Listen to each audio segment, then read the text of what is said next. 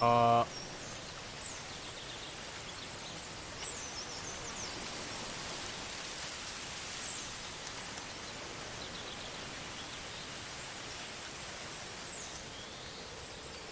ゲームがちょっ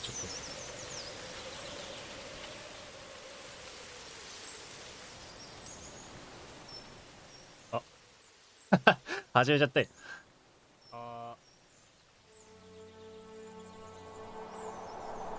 待って待ってちょっと。Hi, my name is David Whaley, and I'm the creator of TheFirstTree. I also voice a character named Joseph. So I just wanted to introduce you to this commentary mode, tell you that you can find interesting things about how I made this game by touching the speech bubbles you see in the world. So I hope you enjoy it.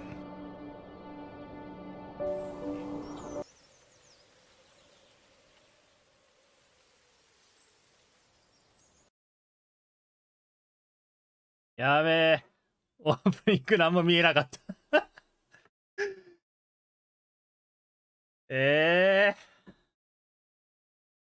まあいいか。と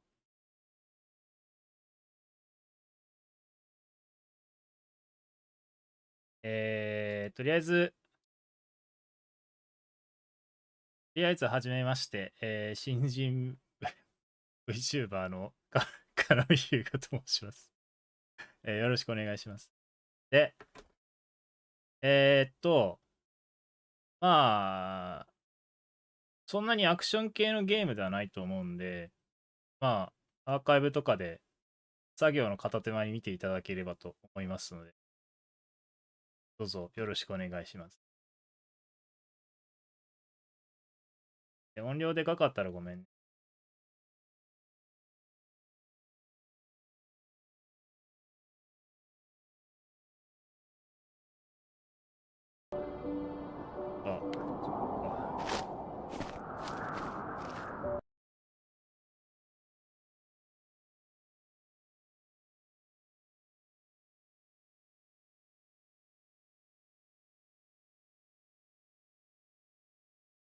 Are you awake?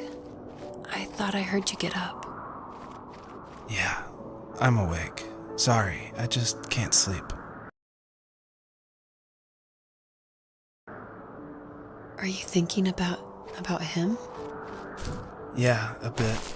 Usually get back to sleep, my love. I'm fine. No, it's okay. What else is on your mind? I don't know. It seems weird, but I had one of the most vivid dreams of my life. I saw a fox on a snowy mountain, just looking confused and worried. Those eyes. I can't get those eyes out of my head. She was running in the windy snow, looking for something. Do you think it has to do with you and what's been going on? I don't know. It was just a dream, Rachel. They're not meant to make sense. A lot's happened the past couple days, that's all.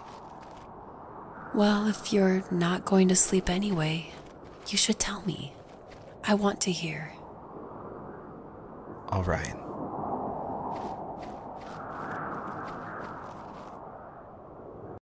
Oh, 音がでかいな。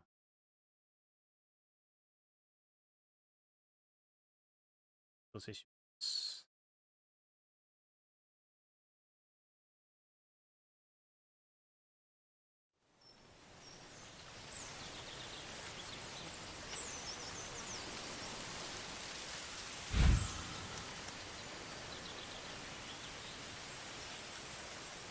設定で調整ができない。嘘でしょまあ OBS で下げるしかないか。OBS でちょっと小さめにして、どうだろう。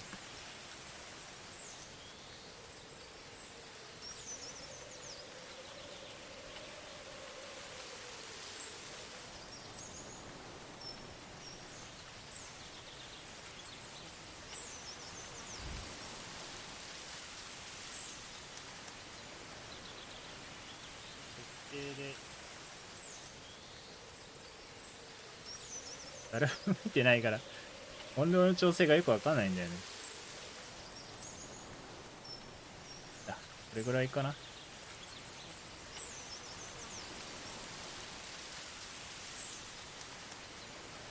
あ。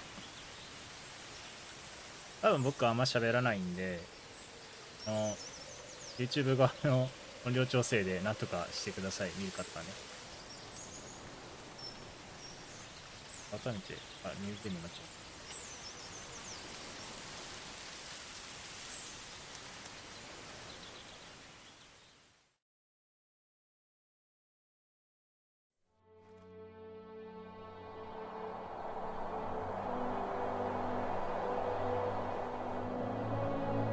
Hi, my name is David Whaley, and I'm the creator of TheFirstTree. I also voice a character named Joseph.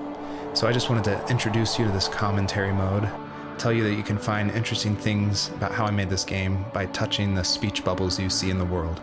So I hope you enjoy it. これの分子は解説モードっぽいね。そう、これは切っておく。があった方がいい。で、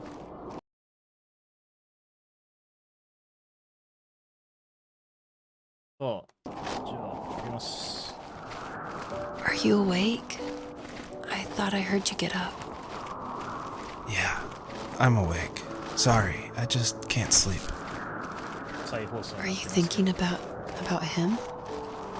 Yeah, a bit. Usually get back to sleep, my love. I'm fine. No, it's okay. What else is on your mind? I don't know. It seems weird, but I had one of the most vivid dreams of my life. I saw a fox on a snowy mountain, just looking confused and worried. Those eyes. I can't get those eyes out of my head. She was running in the windy snow, looking for something. Do you think it has to do with you and what's been going on? I don't know. It was just a dream, Rachel. They're not meant to make sense. A lot's happened the past couple days, that's all. Well, if you're not going to sleep anyway, you should tell me. I want to hear. All right. 声だと足音の。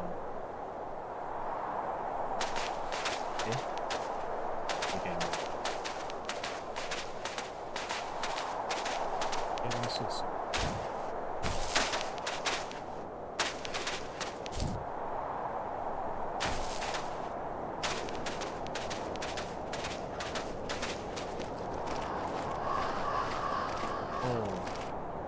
So, not far from her home, she followed that path to something unexpected.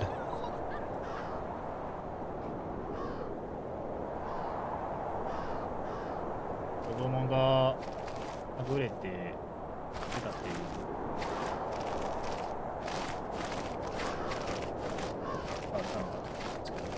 She couldn't stay though.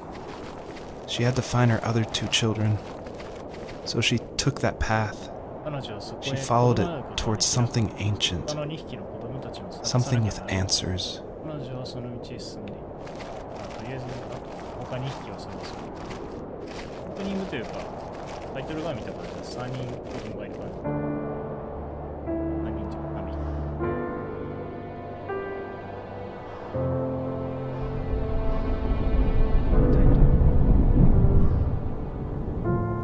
ファーストツリーっていうのを目指す話みたいな。The fox looked high and low, searching for any sign of her cubs. Points of light showed the way to this ancient tree. It was as if each one had a story to tell, all their own. The land was trying to tell my story too. I felt like I was right behind her the whole time.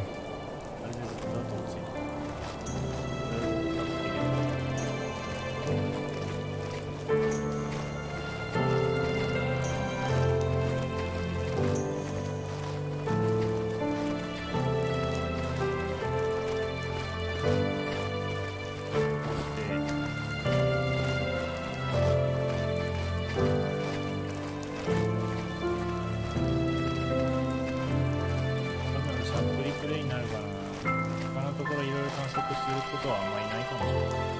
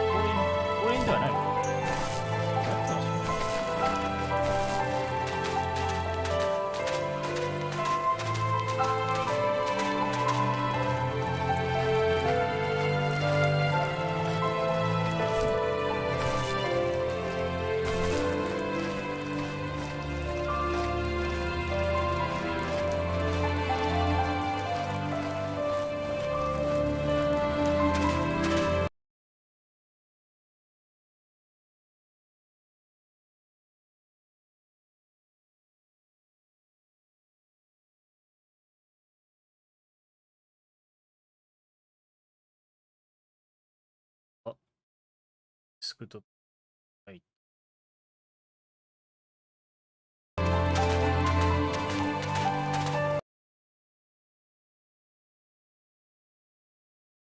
判定。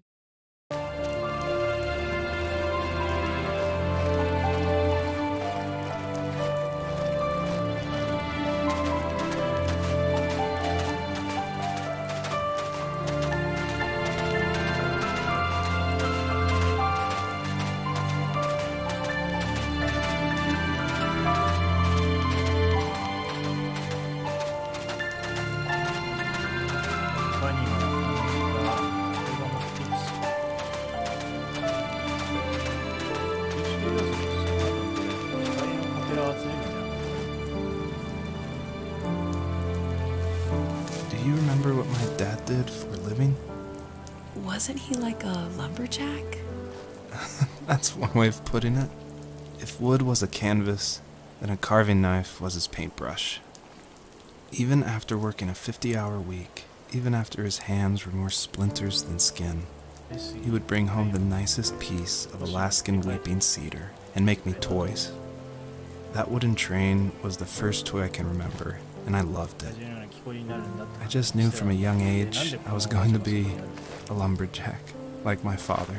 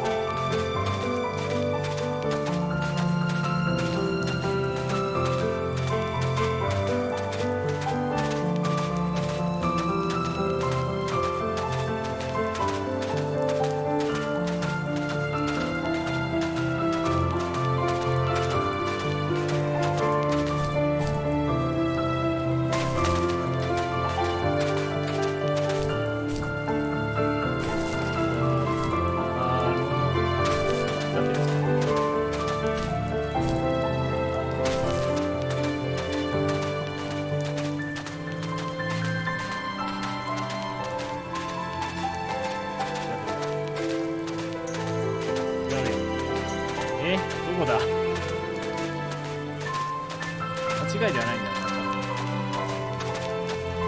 期待のある場所が進むべきです。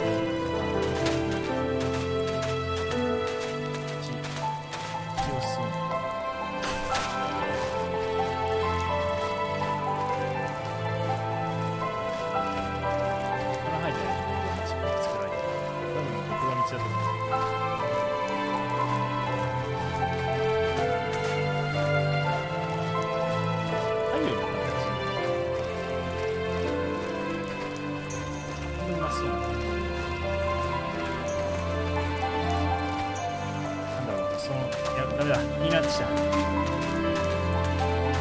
何かがあったら言ってしまう。そんな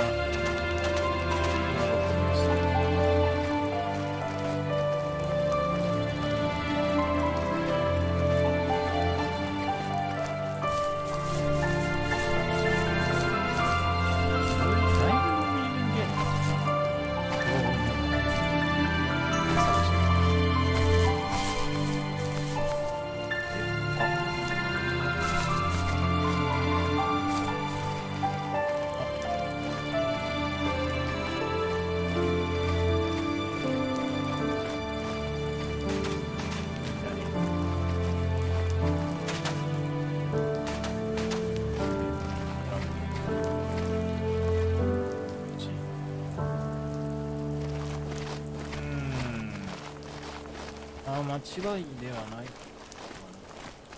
な。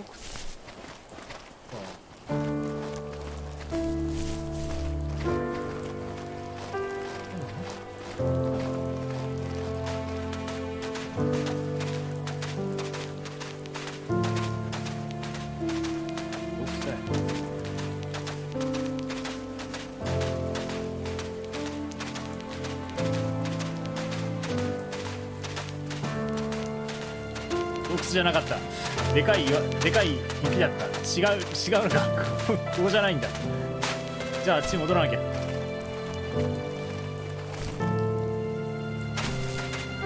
そ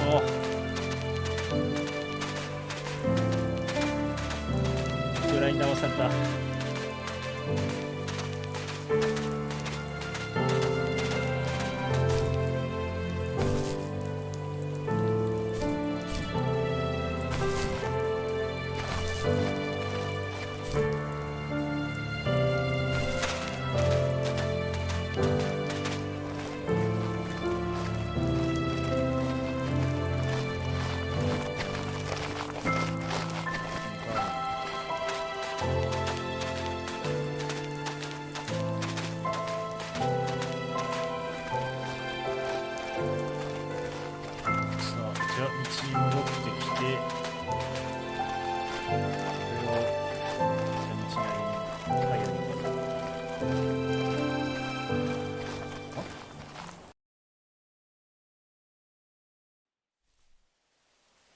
あれ？よ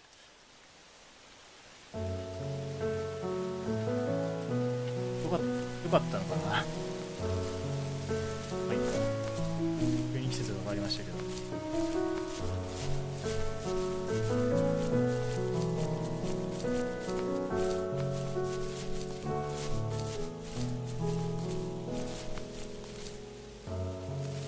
My teenage years were full of sketching, angst, and trouble. I wasn't popular or unpopular. Maybe just forgettable. I guess that gave me a sense of freedom, so I hung out with crazy kids, doing crazy things, even though I mostly just watched the chaos ensue. We did it all. Put fireworks in mailboxes, hide roadkill in people's garages, break windows of the barber shop in Anchorage. My dad was furious, but he was so busy working he couldn't do much to stop me from going out. I think being an adult means there's no one to stop you making hard decisions. He had to make a living, and he couldn't be in two places at once. Yeah, I realize that now. But at the time, I was sure he was more interested in growing his business than what was going on with me.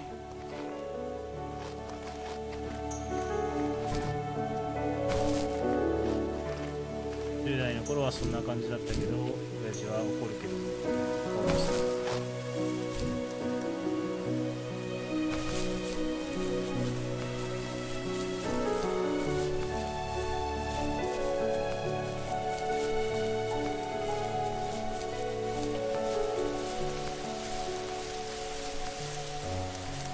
わゆる思春期とか高校生とか荒れてる子はこんな感じになりますね。中学3年生ちょっと大人になりたてってなったりする。大体こんな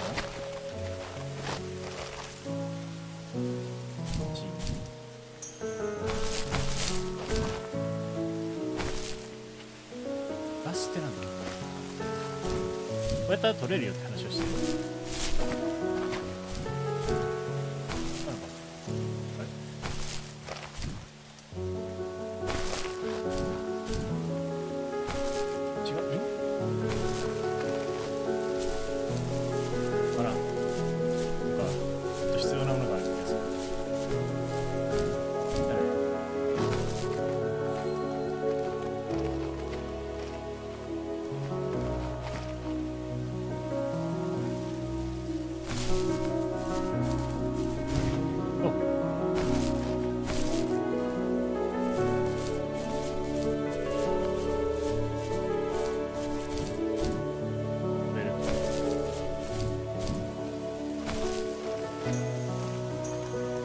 周囲にはあるのはこの語りをしている主人公というか語りをしているお兄さんの記憶の中にある。さっきのは小さい頃の話で、これはまあ10代の荒れてる頃の。 He was working another late night, and my friends were over, saying how bored they were and how they had come all the way out to my house for nothing. One of them mentioned how that old, ugly beyond belief truck was still in the garage, and how we should take it for a spin. I was only 15, so I kind of fought it for a while. The next thing I knew, we were careening around the mountain path, rocks spitting onto the sides of the cliff, while my dad's cringeworthy bluegrass blared out the speakers. I drove while my friends were in the back of that yellow and purple truck, throwing beer bottles and trash at anything remotely interesting. Felt like I was soaring in the air with borrowed wings. But all good things have endings. A cop outside of Eagle River pulled us over after he saw us in a bottle rocket into someone's yard. What followed was a long night of talking to disappointed adults and feeling smaller than ever. 切ってあげく捕まりましたと。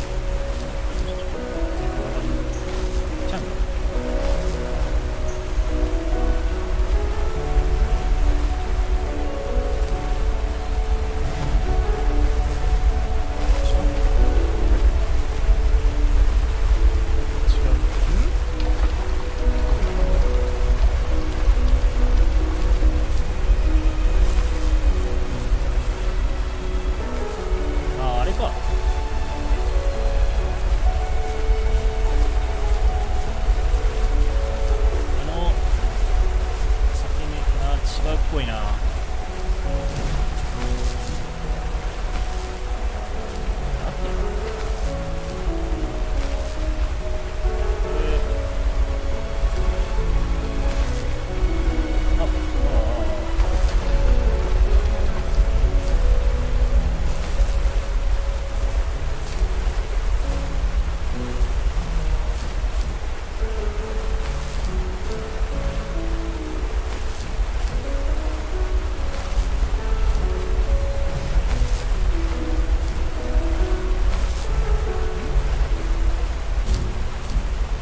動かないな。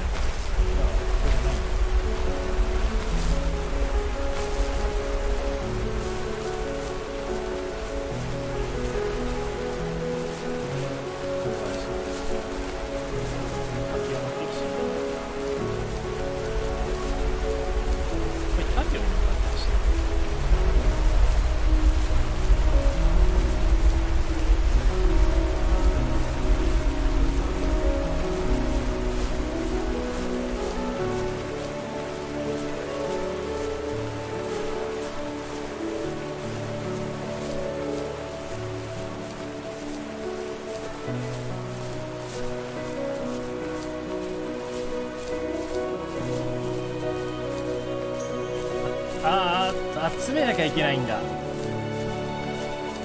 ほど。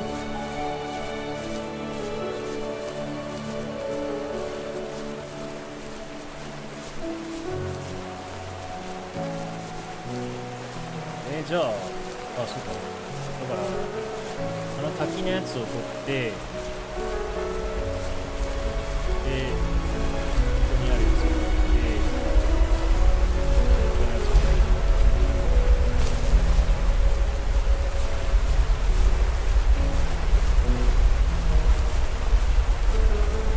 ジャンプして消えちゃうから。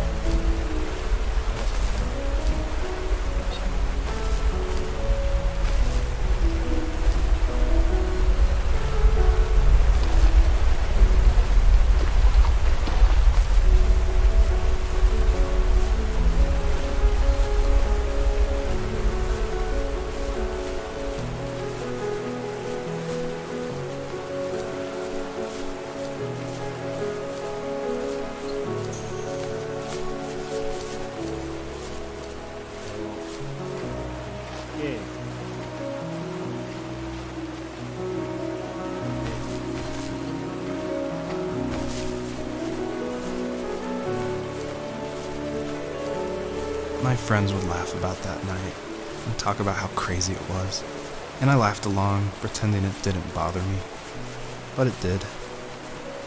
I imagined my friends growing old in the bush and able to find that thrill in those godforsaken ice fields. It's like those mountains were a literal wall, keeping me from leaving, where all I would have to look forward to are lumber yards and evening beers. I had to climb over. That was my only goal for a long time.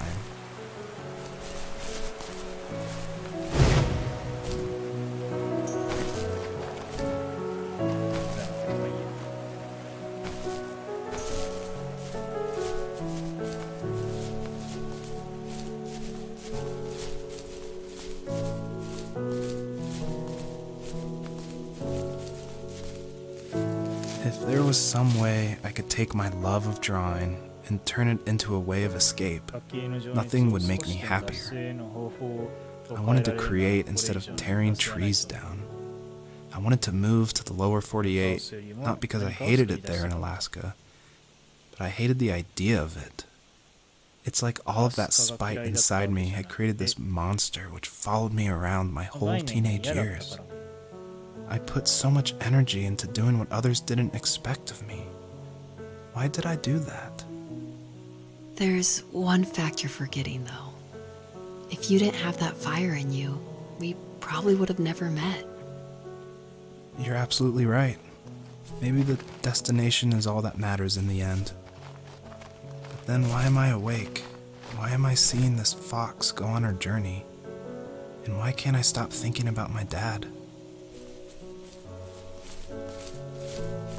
いろいろやらかしたけど夢を追いかけることに決めてアラスカを出たと。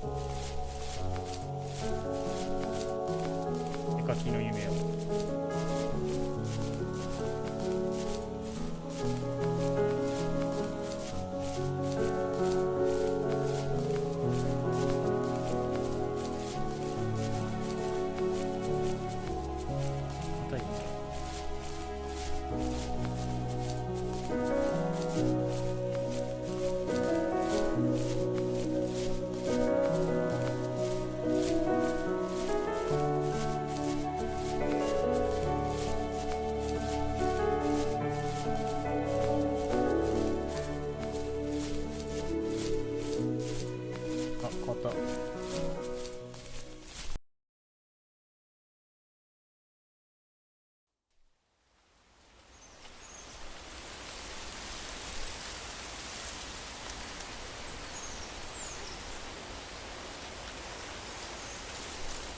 こっち？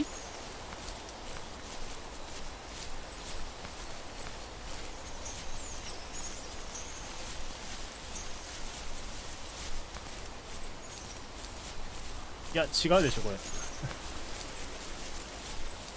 太陽に向かっていかなきゃいけない。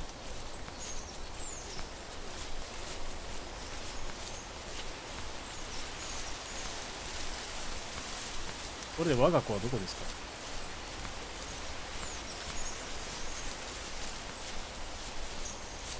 かな。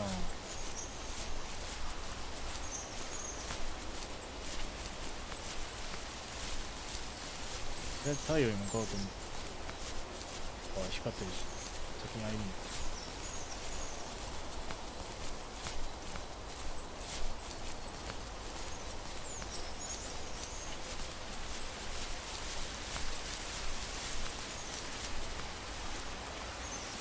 My dad built a lot of stuff in his free time. If he wasn't watching fly fishing or reading Tom Clancy novels, he was carving something. He made tons of birdhouses.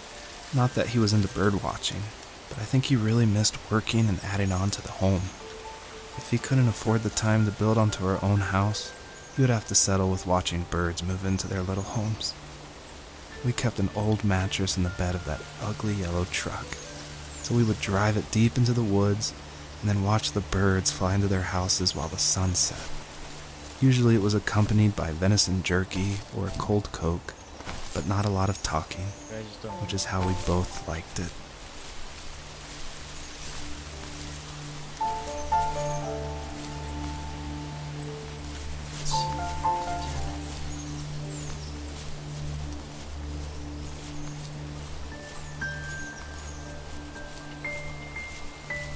ことあるごとになんかコンプランシー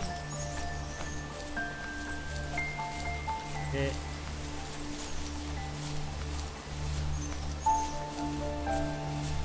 なんか美味しかったのかな、鳥を他に聞いてる。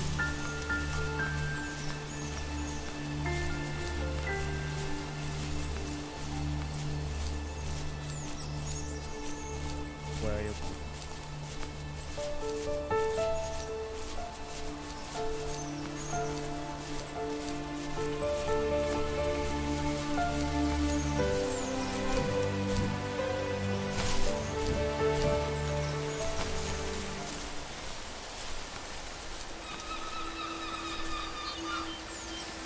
Even at my most distant, at the times when I detested him the most, he kept reaching out.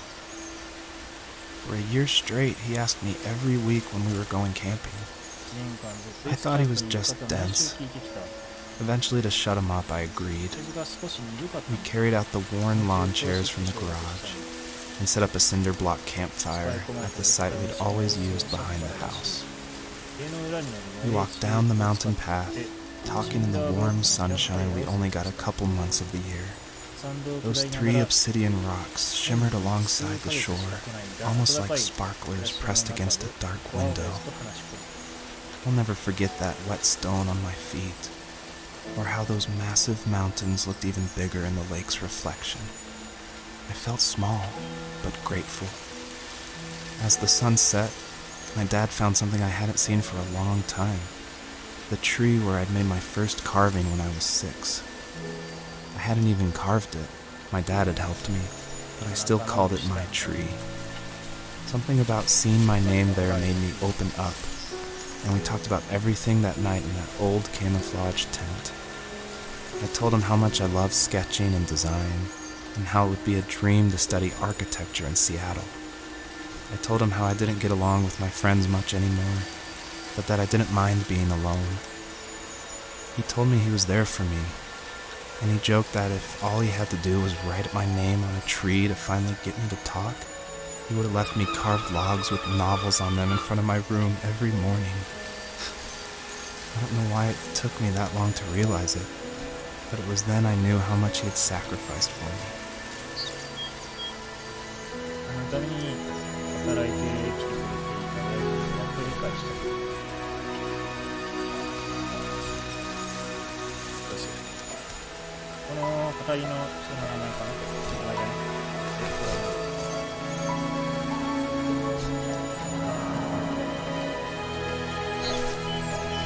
これを集めればいいのか。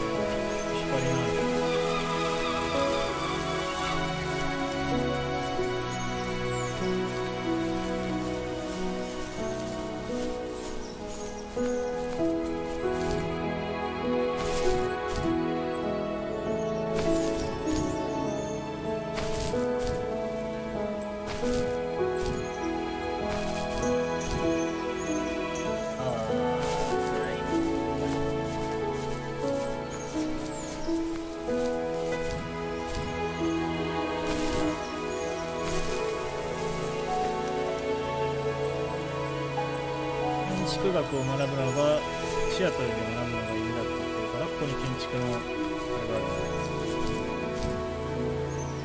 で、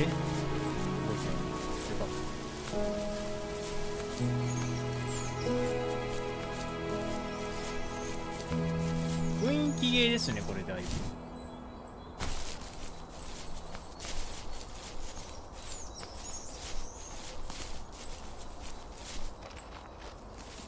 On our property, there were old abandoned pieces of a shed and car long left unused.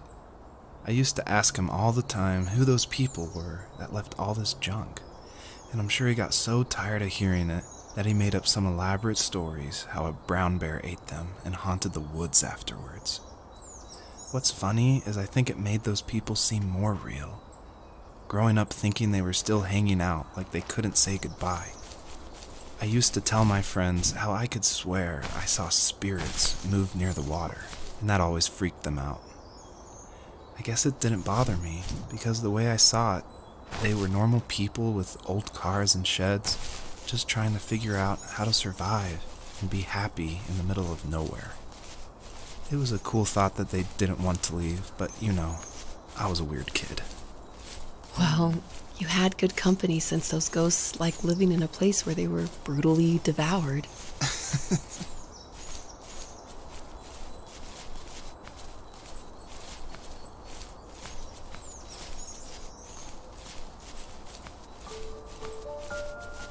掘った掘らない話があるから、こうやって木が全部傷ついてる。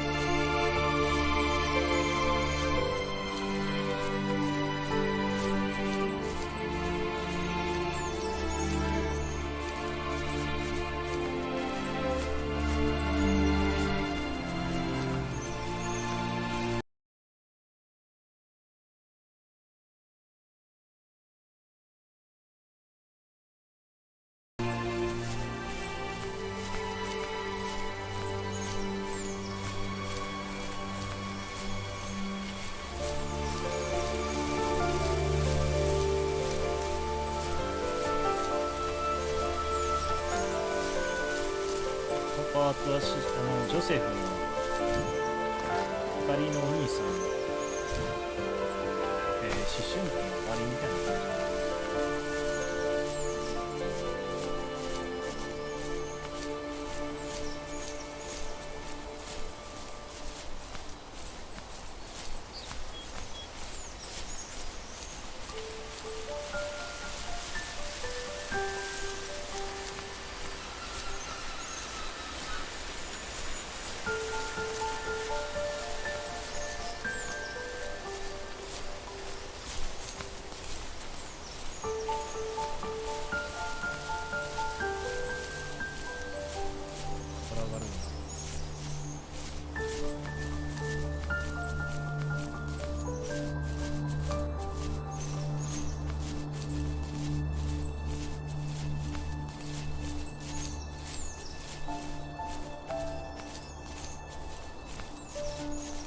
あ、これね、眠くなるな。ちょっと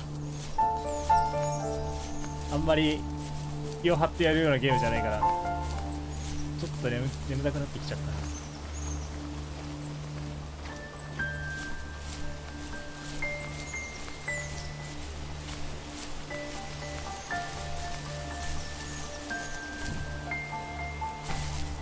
ちょっと、首多めで配信中お送りします。面白くないわけじゃないんだ。ただ、こう普段やってるゲームとは毛色が違うから、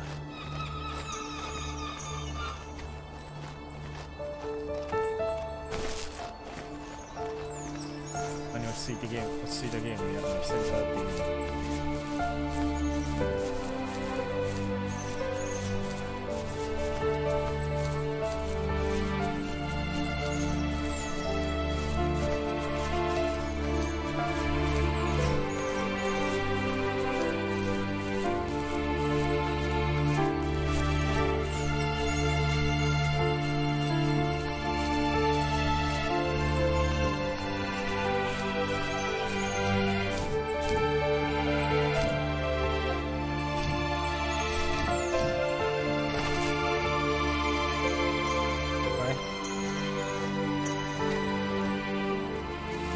We were happiest underneath the evergreens.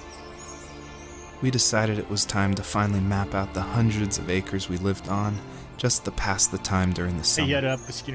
He was only free in the evenings, so I would spend the day wasting time on dial-up internet and sketching, and then we would rush into the woods, pen and map in hand, before evening fell. Sometimes, the aurora borealis would cast a cold green glow on the mountainside, and we would finish our route underneath a twilight sky. Sometimes I was lonely during those summer days, but there was comfort in the routine. A lot of teenagers aren't looking for the daily grind, though. There's nothing wrong with wanting to get out, to leave your childhood home. You wanted to progress, to make something of yourself. Yeah, you're right. That house. I'm sure it's the same as how I left it. But then why does it feel so different? I doubt you're the only adult to have looked back and asked that question. 鳥さん実家帰ってきたらこんな家だったっけってなるよね。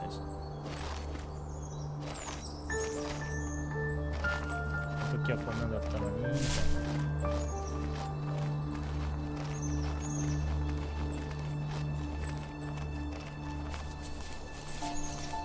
で、あそこへどうやって行けばいいんだい？これか？これ、いや、違うな。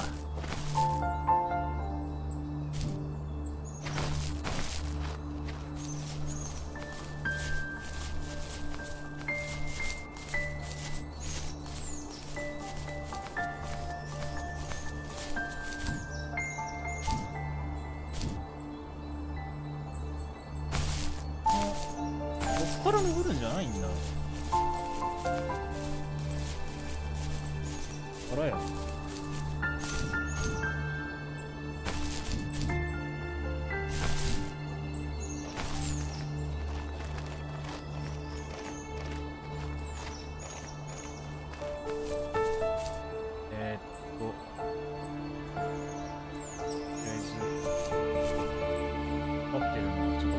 こ行かなくていい。で、こう乗ってるなりなんなりして、そこへ向かうには、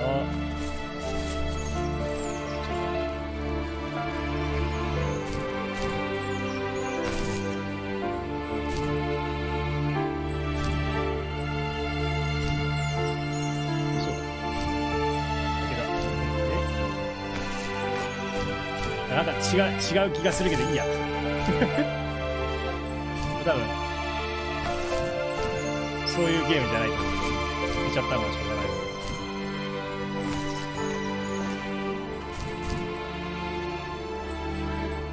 作しながら大丈夫だと思いま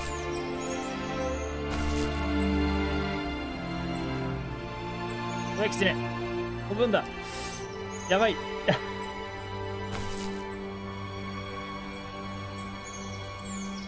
いだ。こ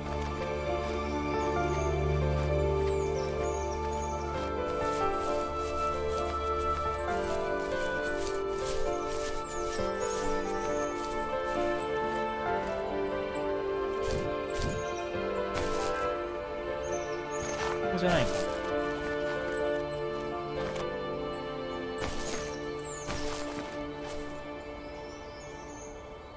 何個上？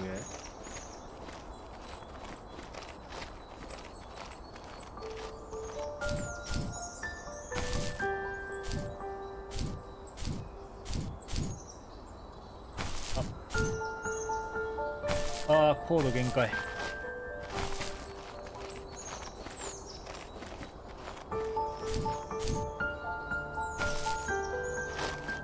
やめとこう。なんかハマったら二度と抜け出すことができなそうな気がする。どうしたでしょうね。どうしたにしか考えよう。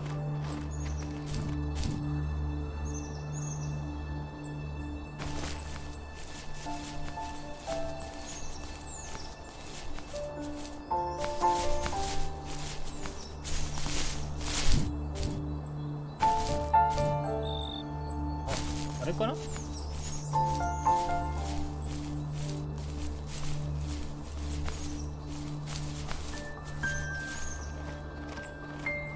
あ、これだ。じゃあ。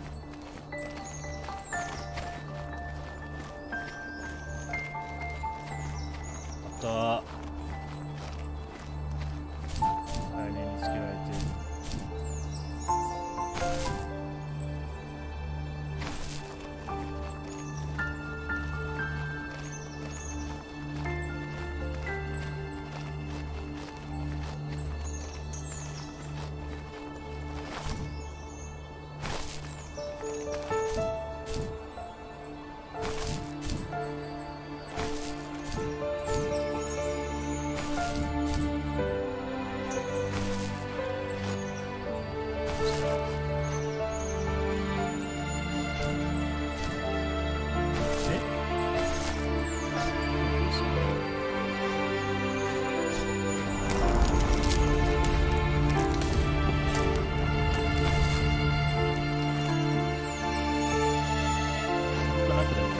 最初の光の玉との場所下が壊れていけるようになって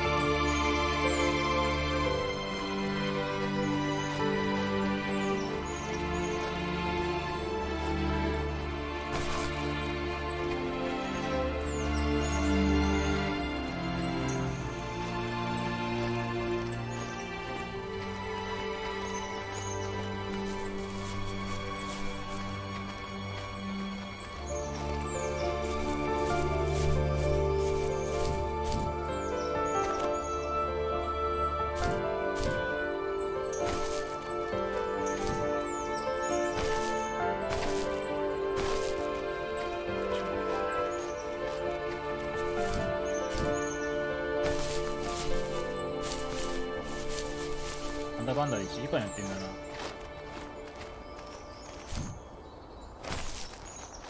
ほぼ移動なんだけ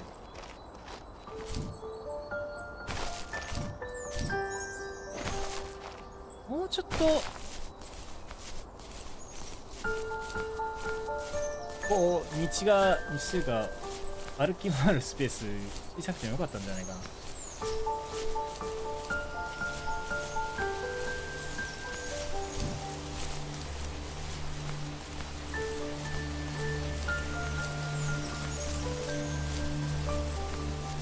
でのゲームって大体移動ゲーになっちゃうんでしょうがないと思うんですよ。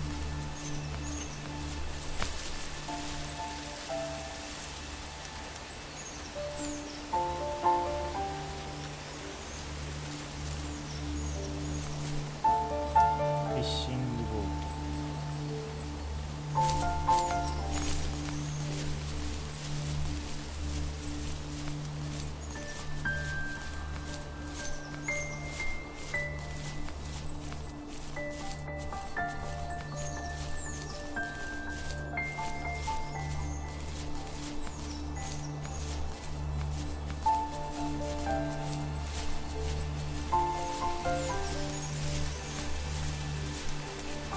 やっぱりこうやってるんだ。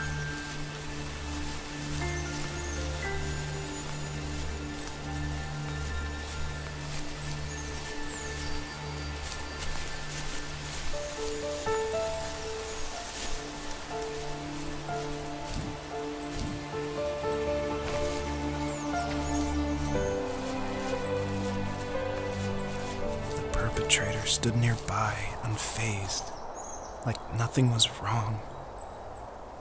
My dad is dead, and he's never coming back, Rachel. I can tell you these stories, but I can never reminisce with him again. He can never hold a grandchild that we'll probably never be able to have. I can never talk to him again, and I'll never be able to say I'm sorry for everything.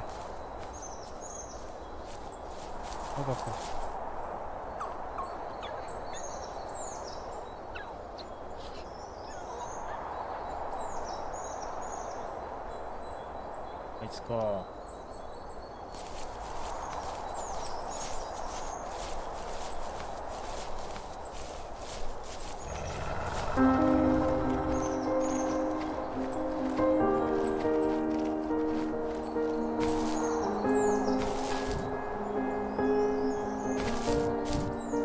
待ってこら。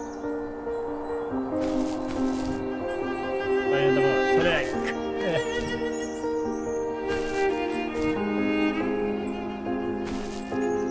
二段ジャンプできないタイミングがあるからこれ難しい。いやもういいや。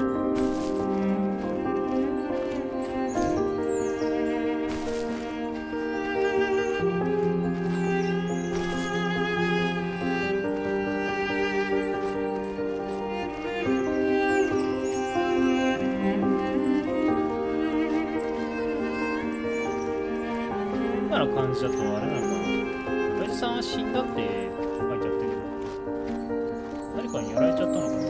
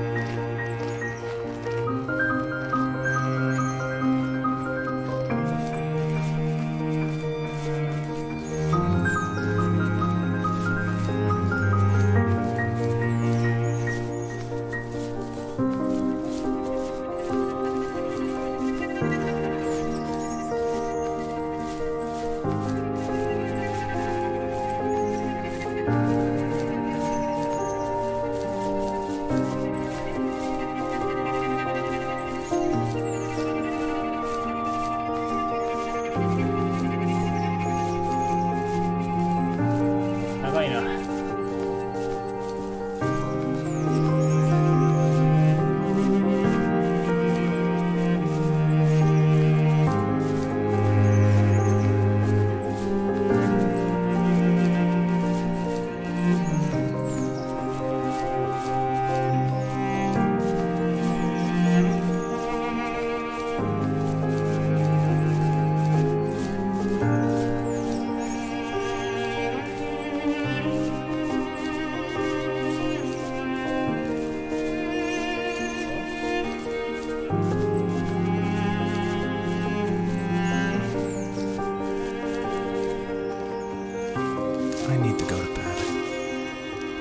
can't talk about this anymore. Good night. 話すのもう辛い。不法の手紙とか。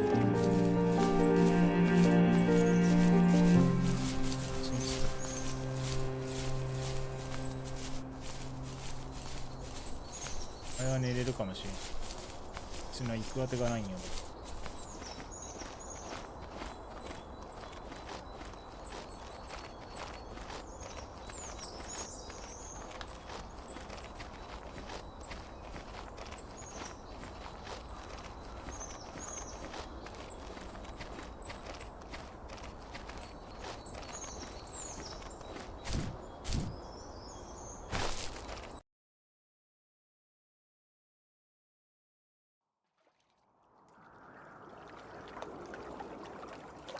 え、ないとこ来た。Joseph, you can't go to sleep feeling like this.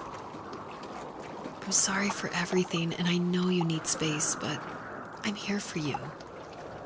You don't need to feel so lost. Joseph, have I ever told you what my mother was like?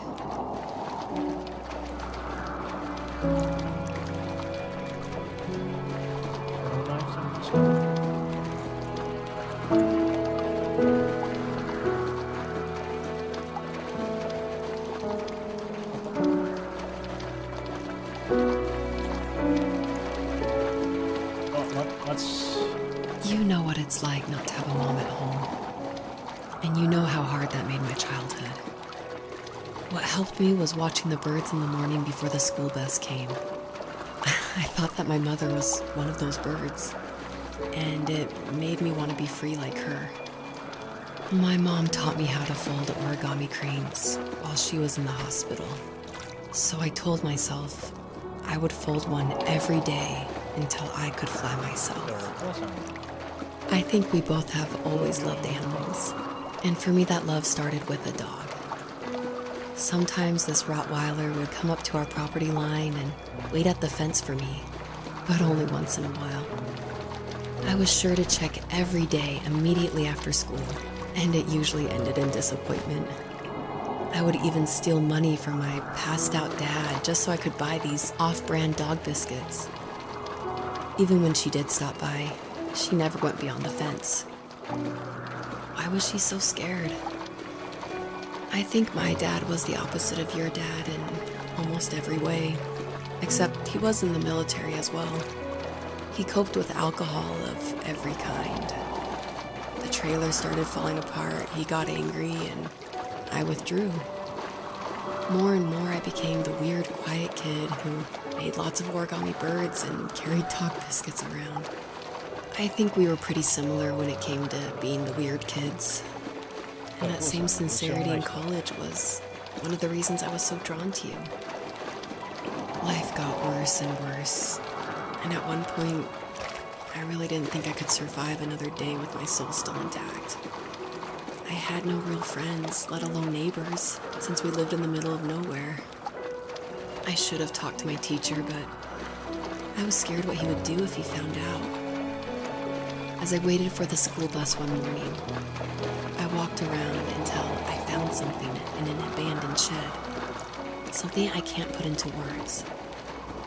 I summoned courage I didn't know I had, and I broke into my dad's room and found the key to the shed where he had locked my bike. I'll never forget that feeling. The wind rushing by my ears as the sun rose over fields of wheat. I was flying for the first time.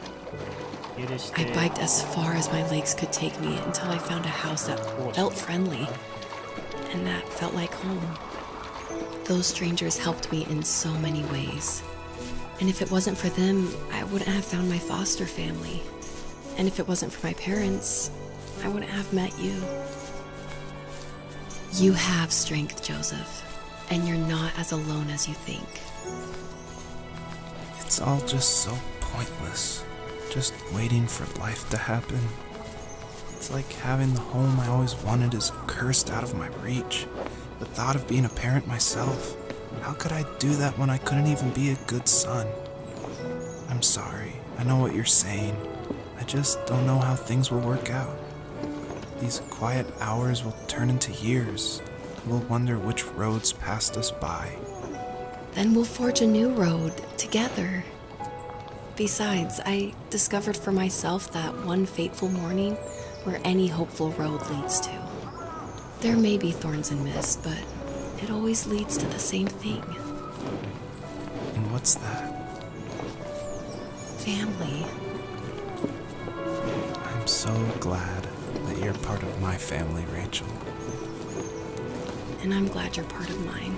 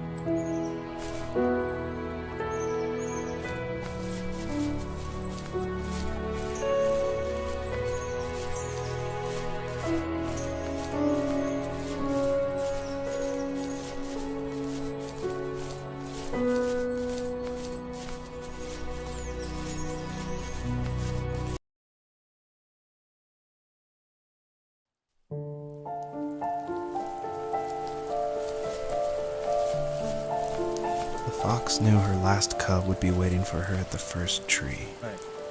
She was almost there. The rain cascaded onto the jade valley where the entrance to the tree was. Life was protected there, because that's where life began. It was now only a mother and a daughter left. Items from my life still dotted the ground as she moved closer to her destination and destiny.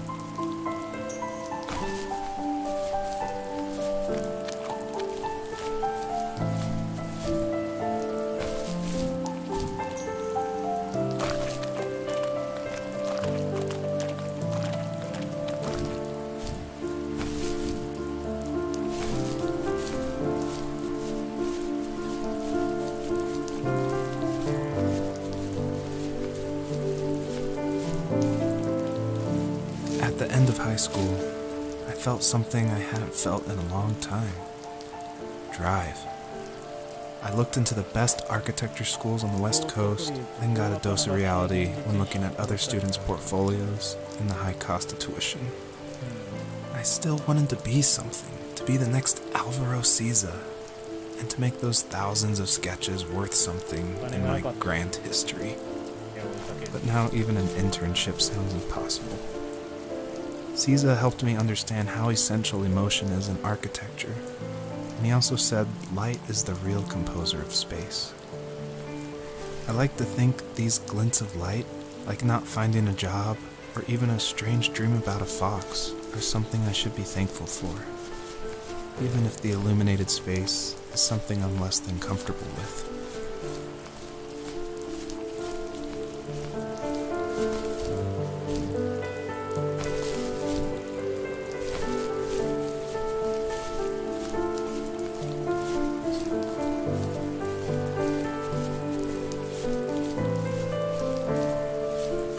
しかしこういうの購入調整がないな。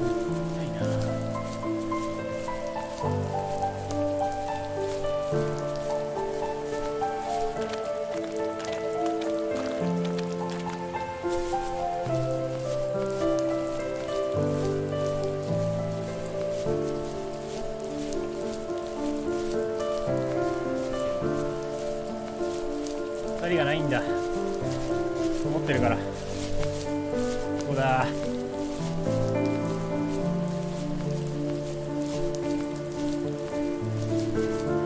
花を追えばいいのかな。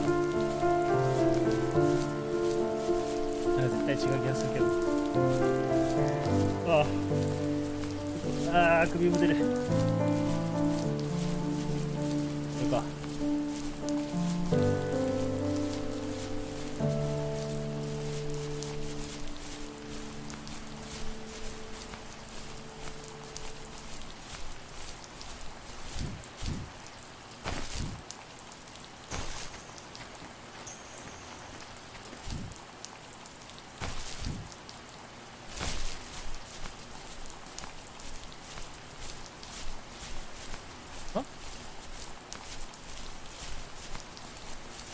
家がある。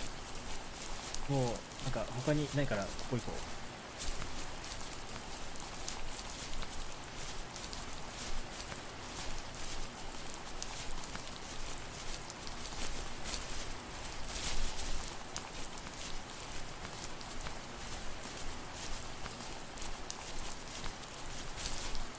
あとなんか木に名前彫ってあるところがうんぬんかんぬんってさっき言ってた気がするけど、ただのグラフィックの問題だった。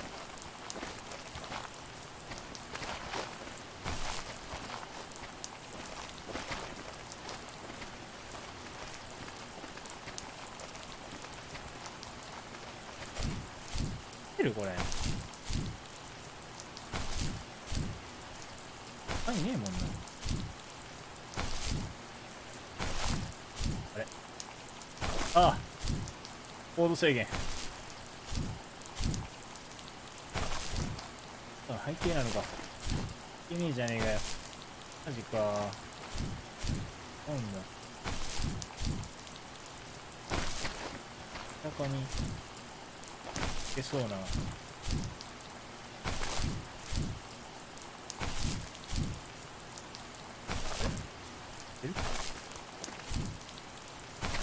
けませんね。しょうがない。ここはあったし。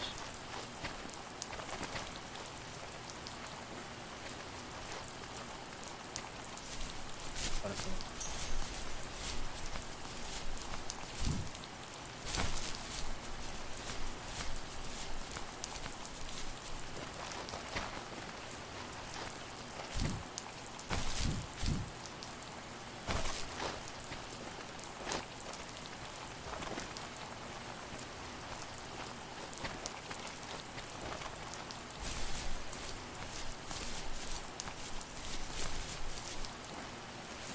My dad was super supportive with my college plans.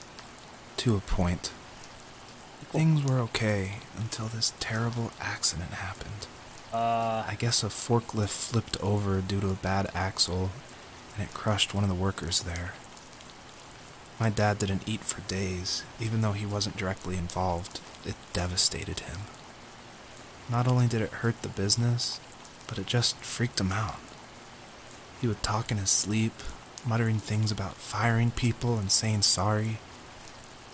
One fateful day he approached me, said that since my school search wasn't going well, I should finally be a man and take over the family business. He said one day he was going to die, and that all of his work, sacrifice, and even that man's life would be wasted in vain. I just lost it. Teenage me just exploded at the thought. I screwed up. I said things I shouldn't have. He was having a crisis, and I pretty much spit in his face. 10代の息子にこの家を継いでくれんか、このままじゃ死んだ作業員がどうのこうのっつってで、まあ夢を追いかけている主人公の子は言うてんねんと入れた。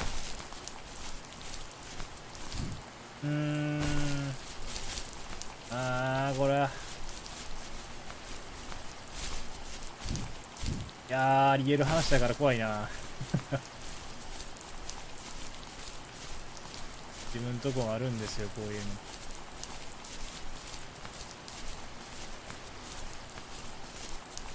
場仕事って意外とそういうのと隣り合わせではあるんだ。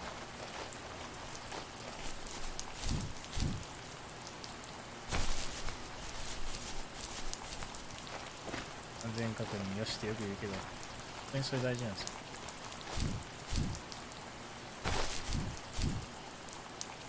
それはとして、あれか？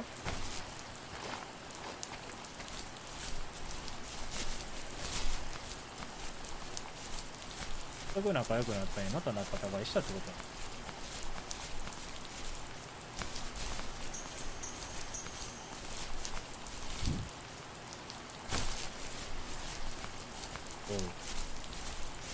これは入れるところではない。家があるって社に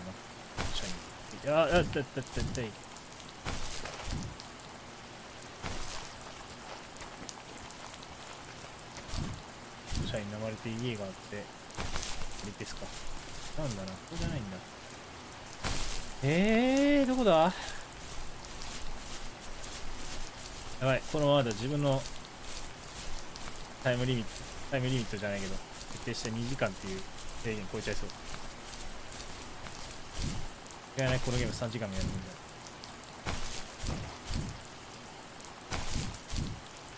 やらないとこのゲーム絶対面白くないもんな。から見てもわけわかんないんだ。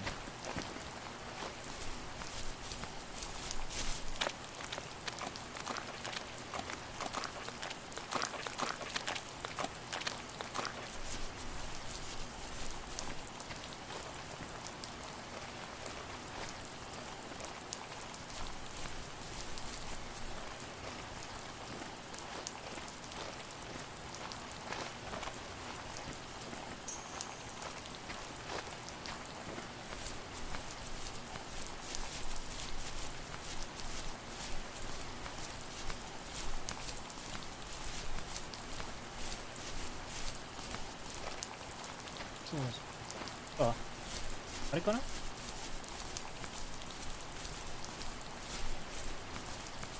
なかありかな。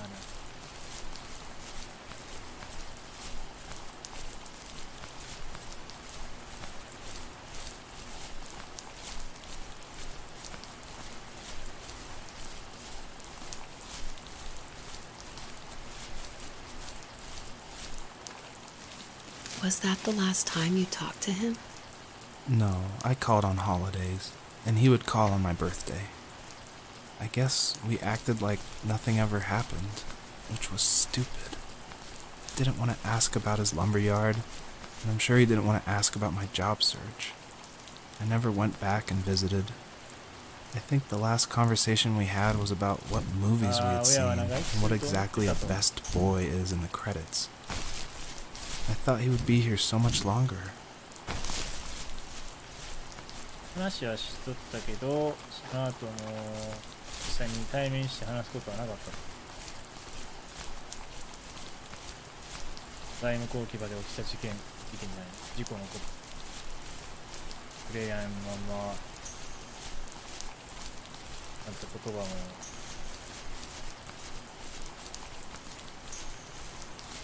訂正することもできないまま。あれ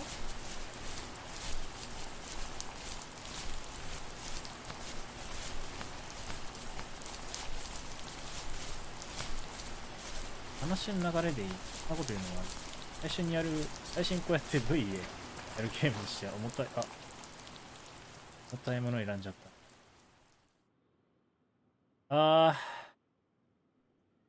In the distance, the first tree illuminated the wasteland. She couldn't go home anymore. She did the only thing she was capable of. Moving forward. My dad died alone in the middle of the wilderness. I should have been talking to him more. I should have done a lot of things differently. If the first tree on earth brought life with it, if it taught the birds to sing and fly and showed saplings how to grow, what could it do for us?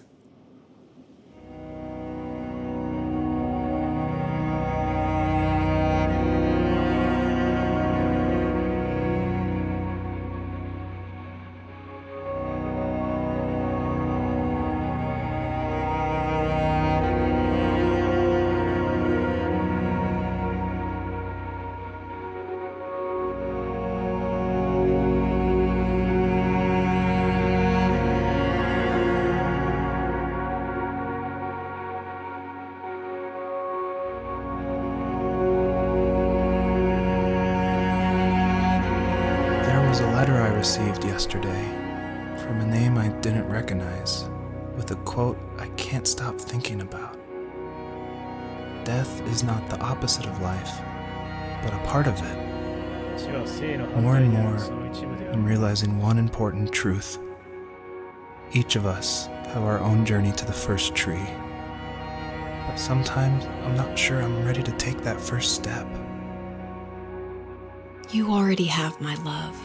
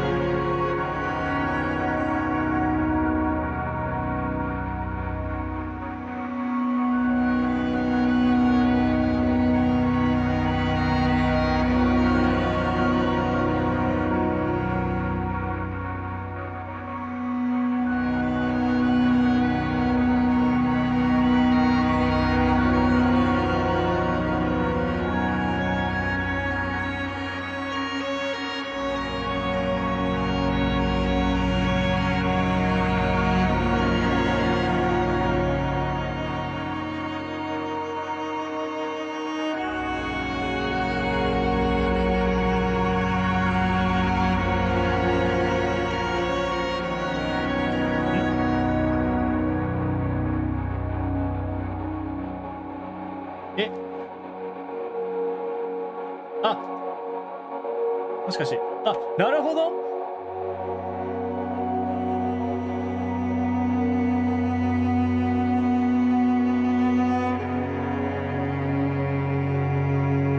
最初の木は目を覚まし、子供たちに最後にもう一度だけ伝えたいメッセージがあるから狐に優しく尋ねる。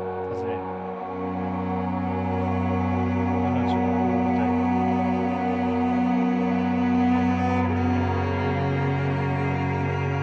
どうしよう。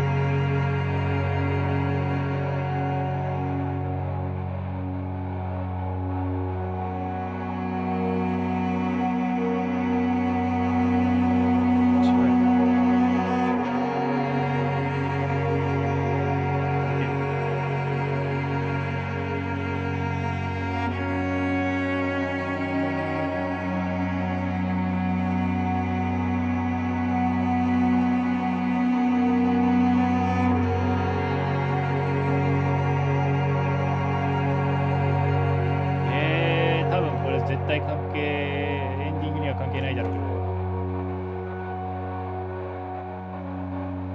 私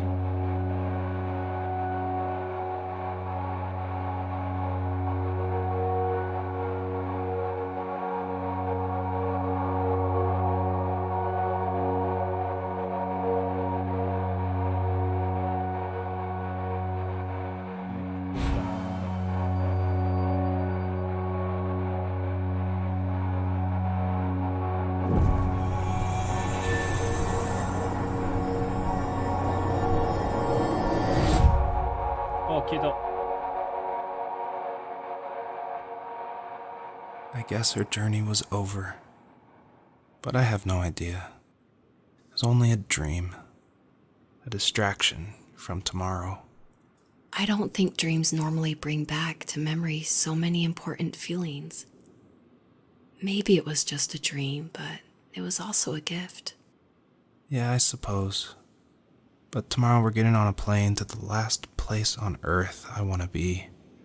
The only person that would have made the trip worth it is gone. You're going to see him and be with him one last time before you say goodbye.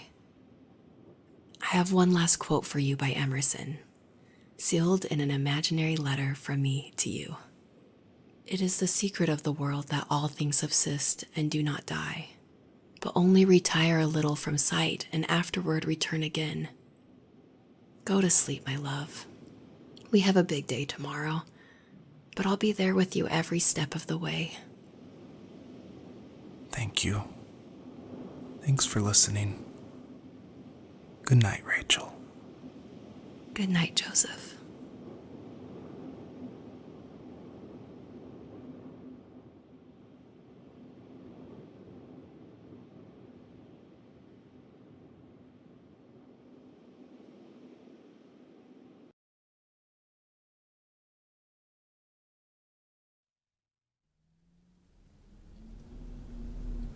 別。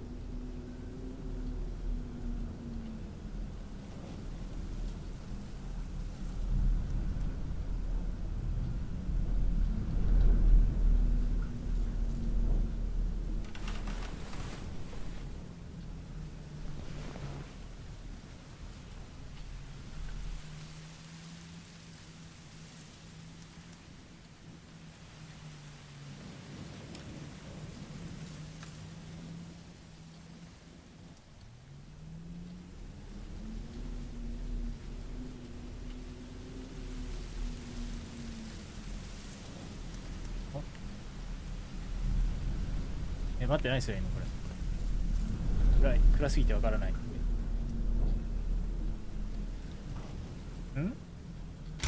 あ、扉あったのここに。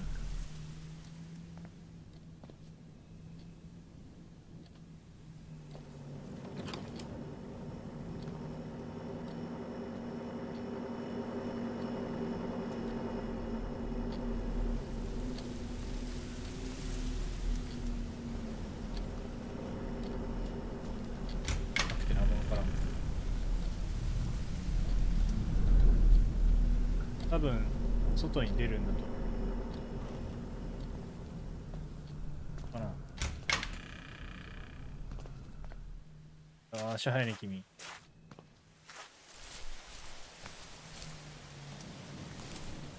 落ちてなかった。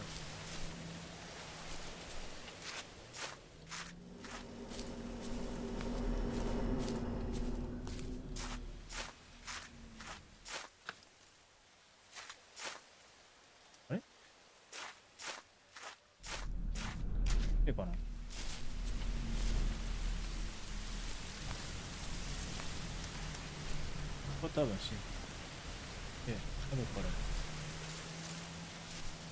落ちて、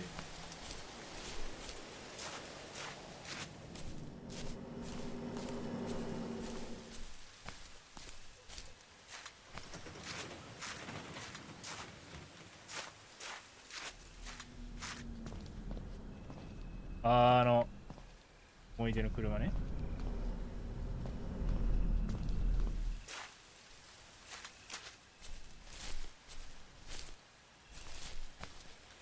どうすればいいんだろう。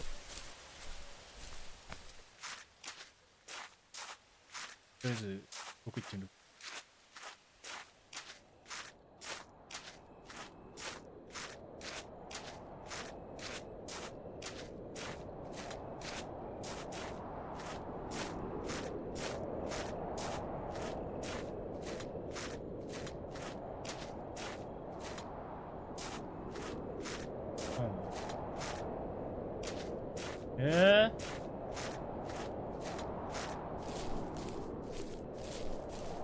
何すればいいんだろう。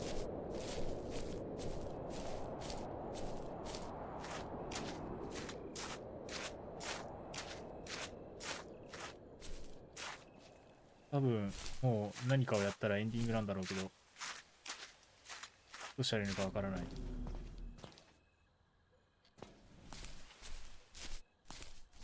バック一番最中だった。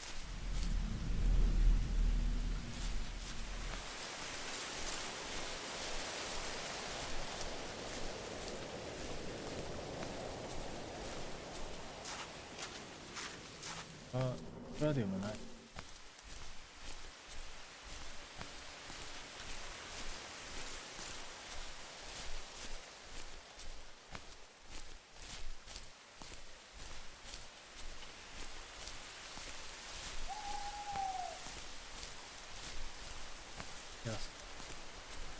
キャンプね。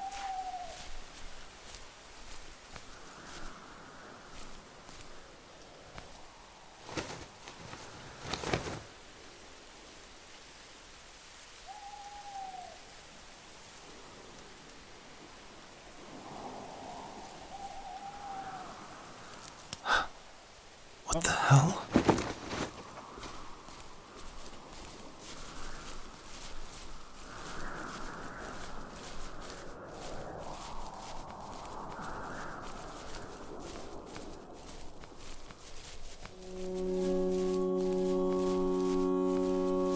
大丈夫かな。めちゃくちゃ短い文章になってるけど。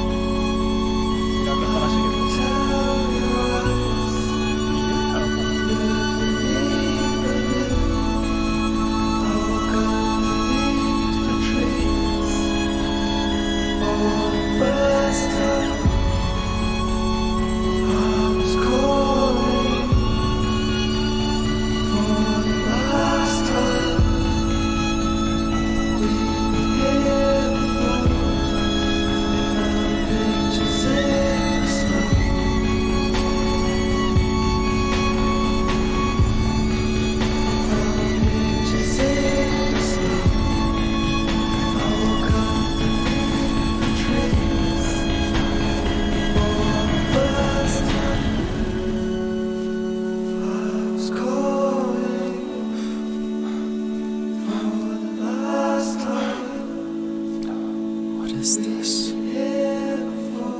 初めに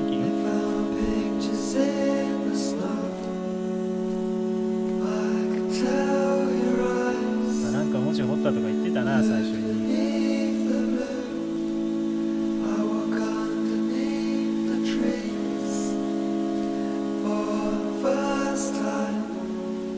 Every stop step on the path of life is the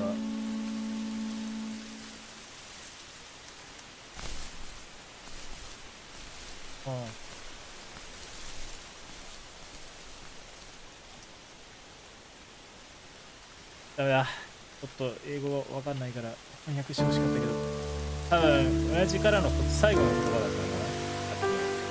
ちょっと翻訳して。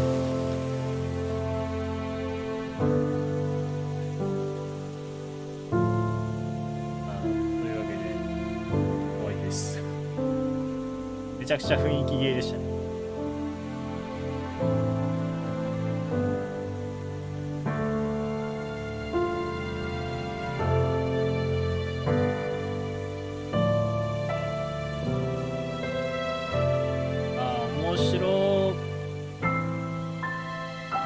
面白い面白くないっていうゲームじゃないかな。すごい雰囲気を楽しむゲームというか、この主人公さんの自分語りを、その思い出語りをします。狐が狐を使って追体験しているみたいな感じなんですね。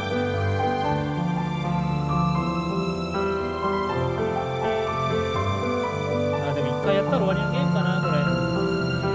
今だと結構安いんで、ぜひ、100円なんでね、ゲームだとやってみてくださ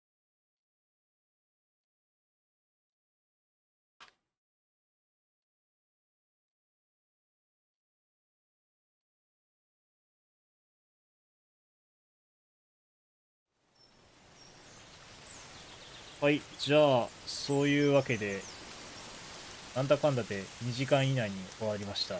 はい。でまあ、アーカイブで見る方、ちょっとグダグダしてるところあるんで、飛ばし飛ばしてもいいんですけど、見てもらったらいいかなと思います。結構いい雰囲気のゲームだった。まあ、途中まで見て、いや、もう俺これ自分でやるわってなったら、ぜひ買っていただいて、ご自身でプレイしてみてください。ちょっとした隙間時間にやるにいいゲームだと思うんでね。はい、じゃあ、次になりますけど、これで終わります。お疲れ様でした。